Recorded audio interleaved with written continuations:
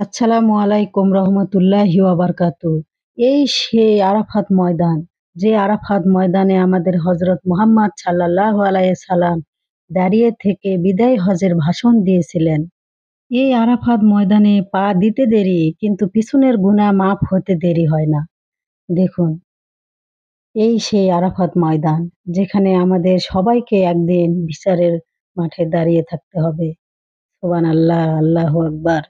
এই আরাফাত ময়দানে যখন কেউ কারো চিন্তা না করে ইয়া নফসি ইয়া নফসি বলে চিল্লাচিল্লি করবে, তখন আমাদের হজরত মুহাম্মদ সাল্লাল্লাহু আলাইহি সাল্লাম উম্মত উম্মত বলে চিল্লাবে। সুবহানাল্লাহ। তাই তো আমরা হজরত মুহাম্মদ সাল্লাল্লাহু আলাইহি সাল্লামের নিকট সব সময় দরুদ পাঠ করব।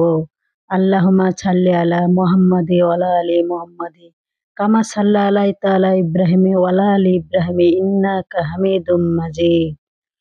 আল্লাহুম্মা বারিক লানা মুহাম্মাদি ওয়া আলা আলি মুহাম্মাদি কামা বারাকতা আলা ইব্রাহিম ওয়া আলা আলি ইব্রাহিম ইন্নাকা হামিদুম মাজিদ। সবাই বেশি বেশি নবীর উপরে এই দোয়াটি পাঠ করতে থাকবেন সব সময়। আর আমার এই ভিডিওটি যদি ভালো লেগে থাকে, অবশ্যই বেশি বেশি শেয়ার করে সবাইকে দেখার সুযোগ করে দিবেন।